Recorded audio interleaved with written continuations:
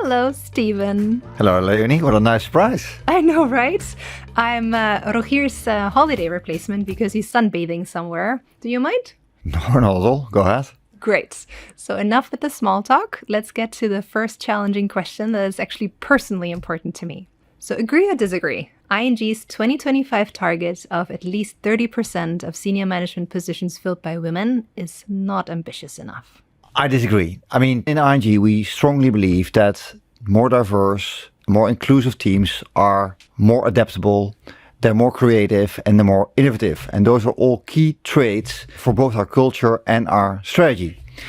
Now, I also realize that gender diversity is just one part of diversity and inclusion, but that's what we currently focus on. And in the end, what is really important is that we make sure that we have a complete overview of the total talent pool for a role so that everybody has a fair chance. So the first step is now that we get to the 30%. And we said by 2025, I hope sooner, but in any case, once we get there, we also will look at the next steps to take.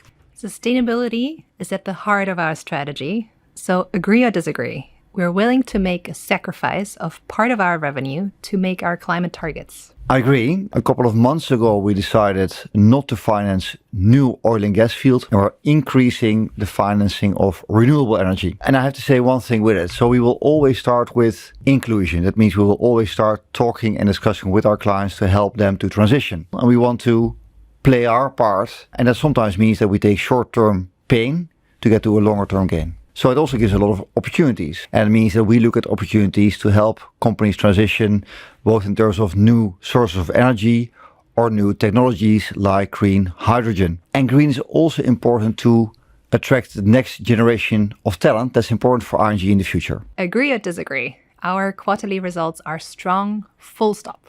Yes, full stop. Also in the light of, let's say, the challenging macroeconomic circumstances and the geopolitical uncertainties.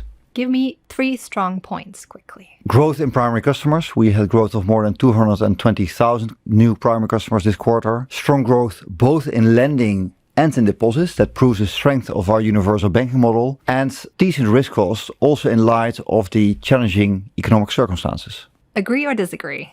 A superior customer experience? I mean, for me, that's a 5-star hotel or a luxury spa, not a bank.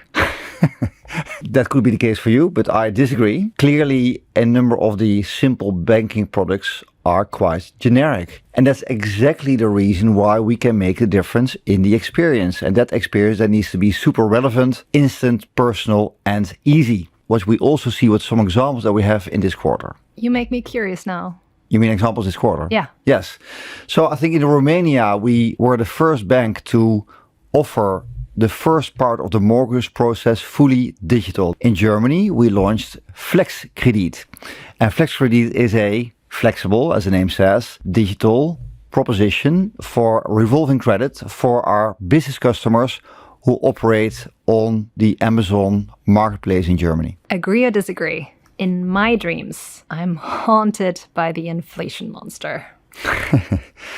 Well, I sleep quite deeply, so it's probably not haunting during my dreams. But on a more serious note, inflation and the hyperinflation environment is a clear issue. And not only the inflation as such, but also the reasons that actually drive that inflation up. And that includes, of course, the geopolitical tensions in the war, the challenges with the supply chains, that is the energy prices, that is the shortage of personnel. And it probably also means that although we start the year with quite some optimism on the economy, that we now need to be prepared for the possibility that we get into a global recession environment. Oh gosh, that's a gloomy forecast.